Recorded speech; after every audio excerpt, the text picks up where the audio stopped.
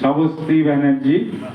সাবশ্রীকে আপনারা দেখেছেন এতক্ষণ অত্যন্ত সাবলীলভাবে অ্যাঙ্কারিং করেছে। এবার সে আবৃত্তি করবে রবীন্দ্রনাথের বীরপুরুষ। একটি ছোট্ট ছেলের কল্পনায় সে হয়ে উঠেছে তার মার পরিত্রাতা, যুদ্ধজয়ী বীর। এই কবিতা ভোলা যায় না। আবৃত্তি করছেন সাবশ্রী ব্যানার্জি। হ্যালো হ্যালো, নমস্কার। আমার আজকের আবৃত্তি বীরপুরুষ, কবিগুরু রবীন্দ্রনাথ ঠাকুরের লেখা। মনে করো যেন বিদেশ ঘুরে মাকে নিয়ে যাচ্ছি অনেক দূরে। তুমি যাচ্ছ পালকিতে মা চড়ে, দরজা দুটো একটুকু ফাঁক করে। আমি যাচ্ছি রাঙা ঘোড়ার পরে, টকবগিয়ে তোমার পাশে পাশে। রাস্তা থেকে ঘোড়ার ঘুরে ঘুরে রাঙা ধুলোয় মেঘ উড়িয়ে আসে। সন্ধে হলো, সূর্য নামে পাতে, এলেন যেন জোড়া দিঘির মাঠে। ধু ধু করে যেদিক পানি চাই, কোনোখানে জনমানব নাই। তুমি যেন আপন মনে তাই ভয় পেয়েছ, ভাবছ এলেন কোথা। আমি বলছি ভয় করো না মাগো, ওই দেখা যায় মরা নদীর সোতা। চোর কাটাতে মাঠ রয়েছে ঢেকে, মাঝখানেতে পথ গিয়েছে বেঁকে।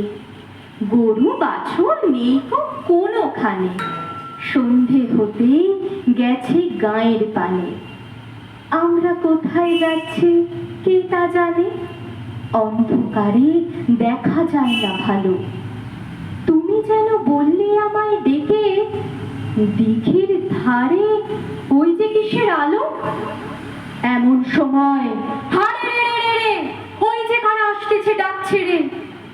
তুমি ভয়ে পালকিতে এক কোণে ঠাকুর দেবতা স্মরণ করছো মনে।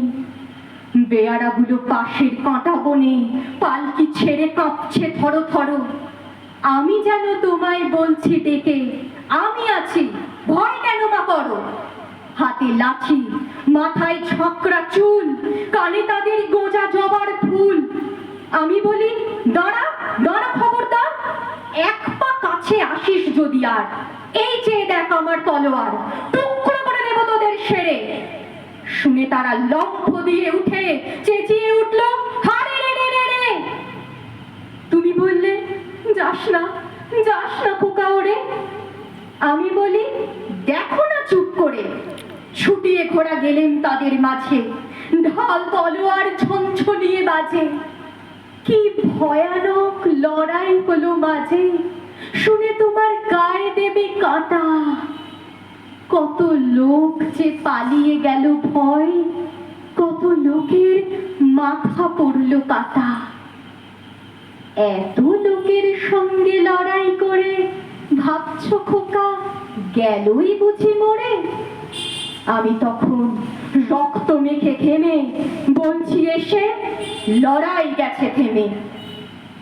তুমি শুনে পালকি থেকে নেমে চুমু খেয়ে নিচ্ছ আমায় কোলে। বলছো ভাগ্যে খোকা সঙ্গে ছিল, কি দুর্দশাই হতো তা না হলে। রোজ কত কি ঘটে যাহা তাহা, এমন কেন সত্যি হয় না আহা। ঠিক যেন এক গল্প হতো তবে, শুনতো যারা অবাক হতো সবে। দাদা বলতো কেমন করে হবে, খোকার গায়ে এত কি জোর আছে। পাড়ার লোকে বলতো সবাই শুনে, ভাগ্যে খোকা ছিল মায়ের কাছে। নমস্কার।